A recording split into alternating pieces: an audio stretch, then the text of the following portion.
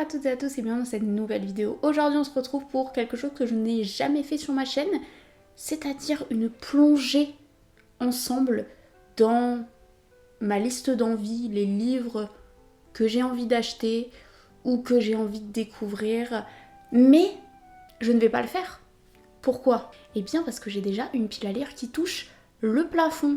Aussi, j'ai eu l'idée de faire cette vidéo, comme ça je vous en parle et j'ai l'impression qu'ils existent un petit peu quelque part. Et dans cette vidéo, on va surtout parler de one shot parce que mon objectif c'est de finir tous ceux que j'ai déjà dans ma pile à lire et les seuls livres que j'ai le droit entre guillemets d'acheter, c'est des suites de sagas ou alors des BD parce que j'en ai pas beaucoup dans ma pile à lire. Bon, j'ai celle-ci qui m'attend depuis plusieurs mois. Je ne l'ai pas ouverte. Mais ça ne saurait tarder. On a 3 catégories qui se dessinent. Oui, mes envies sont clairement dans des DA. On voit dans quel état d'esprit je suis en ce moment après avoir enchaîné les livres pas forcément très joyeux, des thrillers, des dystopies. J'ai envie d'un peu plus de légèreté en ce moment. Enfin de légèreté oui et non, puisqu'il y a littéralement une catégorie que je nommerais les contemporains qui vont me faire pleurer à coup sûr, des larmes mais des couvertures très mignonnes, colorées et qui sentent bon le printemps et aussi l'été. Première catégorie, si on commençait par justement les livres qui sont la chialade. On a d'abord The Wedding People, je crois que ça a été traduit par l'invité du mariage, l'invité surprise. C'est un livre dont j'ai entendu beaucoup parler sur la chaîne de About Estelle, elle l'a absolument adoré, elle l'a conseillé et moi j'attendais qu'il sorte en français et ça a été le cas en 2025. Ce qui m'a donné envie, c'est le mélange entre émotion et aussi humour. Apparemment, les deux se marient très très bien dans ce livre. On va suivre Phoebe qui est littéralement au fond du seau et qui va se retrouver dans le même hôtel qu'un couple et que tous leurs invités qui sont là pour célébrer leur mariage. Autant dire que c'est littéralement 2 salles, 2 ambiances et c'est un livre apparemment assez décalé, assez profond. Écoutez, j'en demande pas plus, il me fait de l'œil. Et très drôle puisque le livre dont je vais vous parler maintenant, les 2 couvertures sont très similaires pour ne pas dire ce sont les mêmes. Là pareil, il est question de crise existentielle, on va suivre un personnage qui a aussi tout perdu et qui est actuellement au fond du seau. Faut vraiment que j'arrête. Et notre petite Ali, elle va se donner une mission, celle de retrouver son premier amour à qui elle parlait sur Skype et MSN. Ça sent bon, la nostalgie, ça c'est sûr. Sauf que plus elle creuse et plus elle se rend compte que la personne avec qui elle pensait parler n'est pas la bonne. J'en sais pas plus, mais encore une fois, un mélange entre humour et émotion et crise existentielle. Franchement, ça a l'air pas mal. On passe ensuite au seul roman de Clara Hérault que je n'ai pas lu. C'est une autrice que j'adore, je trouve qu'elle écrit très bien les personnages entre l'adolescence et le début de l'âge adulte.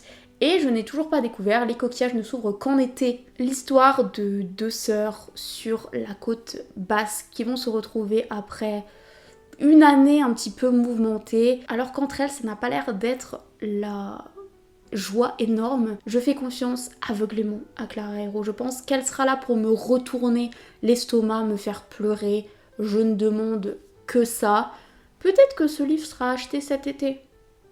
L'année dernière, j'avais découvert Le tourbillon des possibles que j'avais absolument adoré. D'ailleurs, je vous avais fait une vidéo dessus que je vous mettrai dans le petit i si ça vous intéresse. En tout cas, Clara Hérault, on ne la présente plus. Pour moi, si on veut débuter la lecture ou qu'on veut faire aimer la lecture peut-être à des adolescents, c'est une bonne porte d'entrée. Le style est facile, on est sur des thématiques très universelles, très importantes, très deep, et les personnages sont ultra attachants. C'est un mix parfait qui clôture la catégorie de contemporain. On va passer maintenant au cozy fantasy, un genre très à la mode en ce moment auquel je n'ai pas encore cédé malgré que toutes mes copines m'en font l'éloge. Bon, évidemment, je vais vous présenter un classique, Tenir une auberge magique, livre que m'a conseillé maintes et maintes fois Anaïs. D'ailleurs, elle en a parlé aussi sur ma chaîne, et je ne l'ai toujours pas lu.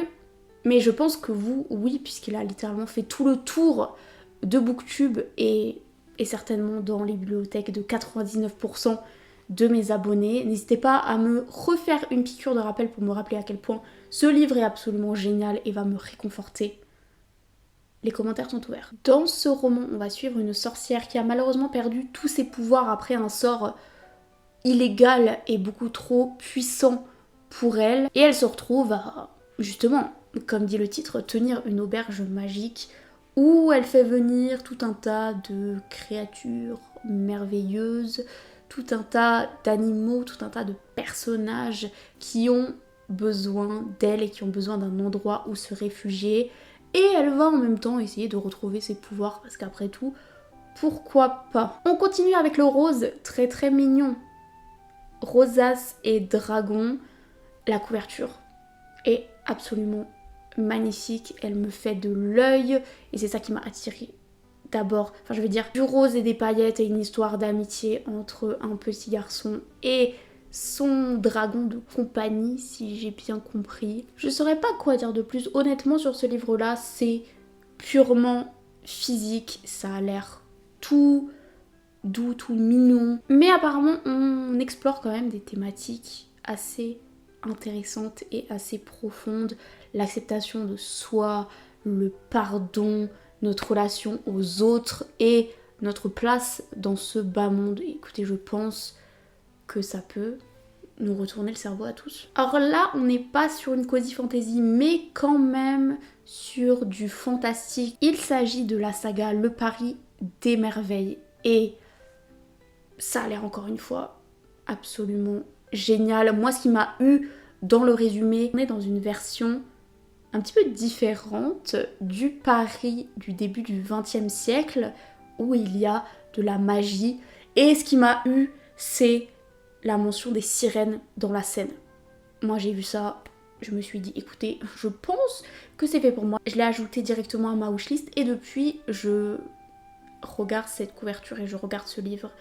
Et je n'attends qu'une chose, c'est de le commencer et de découvrir cette histoire. De ce que j'ai compris, on va être sur une petite enquête, mais moi je reste sur les farfadets et les sirènes dans la Seine. Vibes un petit peu Un monstre à Paris si vous l'avez. Moi j'adore ce film d'animation, je le trouve absolument trop génial. Et puis je suis un peu fascinée par Paris. Le problème entre guillemets, c'est que c'est une saga et que j'en ai déjà assez selon moi de commencer, donc quand j'en terminerai une, je commencerai celle-ci et j'ai pas l'impression d'en avoir trop entendu parler. Nous avons terminé avec les cozy fantasy, fantastique, mignons, créatures magiques, etc. On va passer au BD maintenant. On va d'abord avoir Les étoiles ne brillent que dans le noir. Déjà, j'adore la patte graphique. On est sur des tons assez violets, roses, comme ça. Et on va suivre deux personnages, une fille et un garçon qui portent le même prénom et le même nom. Et un jour, la poste va se tromper et va envoyer les courriers à la mauvaise personne. Aussi, ils vont devoir se rencontrer pour échanger. Et de là va naître une histoire d'amour absolument géniale et un petit peu incongrue. Ça a l'air trop chou, en plus les deux personnages sont évidemment très très différents. Ça me rappelle un petit peu Will and Will de John Green qui est sorti il y a très très longtemps et que j'avais adoré. Là pareil, on est sur deux personnes qui portent le même prénom et le même nom et qui vont se rencontrer.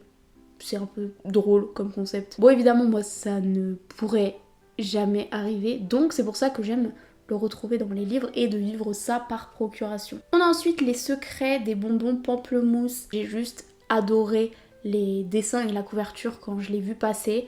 On est sur des tons très pastel, assez mignons encore une fois. Et c'est une BD qui va parler du Japon et des femmes au Japon, surtout dans les milieux ruraux.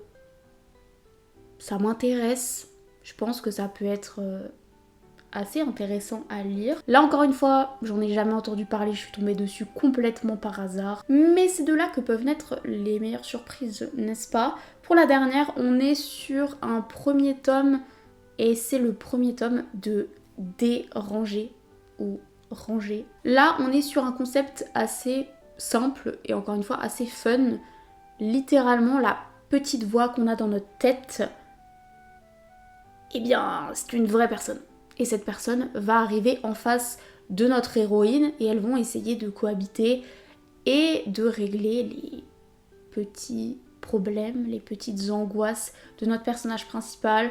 Ça a l'air encore une fois beaucoup trop mims. Et on va parler de beaucoup de sujets liés à la santé mentale. C'est un sujet qui m'intéresse et sur lequel j'aime beaucoup lire, surtout en BD parce que on a souvent justement l'incarnation de ces angoisses, de ce qui nous pose problème, de ce qui nous fait peur. Et je trouve ça toujours hyper intéressant. Et l'évolution des personnages est toujours assez inspirante. Et puis voilà, on arrive à la fin. Alors évidemment, ma wishlist est beaucoup plus grande que ça, mais j'ai décidé de vous faire une petite sélection de ceux qui me donnent vraiment envie en ce moment. Comme dit, je ne suis pas sûre de craquer parce qu'il faut quand même lire ce qu'on a chez soi. Et surtout parce que je n'ai pas trouvé ces livres dans ma bibliothèque universitaire, donc je ne peux même pas passer par l'emprunt pour les découvrir. Et c'est pas grave, ça fait aussi partie de la vie de lecteur, toute cette partie avant, de classer, de trier les livres qui nous font envie, de faire des recherches. Je trouve ça toujours hyper intéressant. Mais aussi de nous faire influencer par nos booktubeuses préférées. Ça fait partie du jeu. N'hésitez pas vous à me dire quelles sont vos envies lecture du moment, ou alors si vous avez lu l'un de ces livres et que vous l'avez aimé ou pas du tout, peut-être que ça peut peser dans la balance sur est-ce que je vais craquer ou non. On se retrouve dans une prochaine vidéo. D'ici là, je vous souhaite de très très belles lectures, de très beaux achats, une bonne soirée, une bonne journée et je vous dis à bientôt. Salut!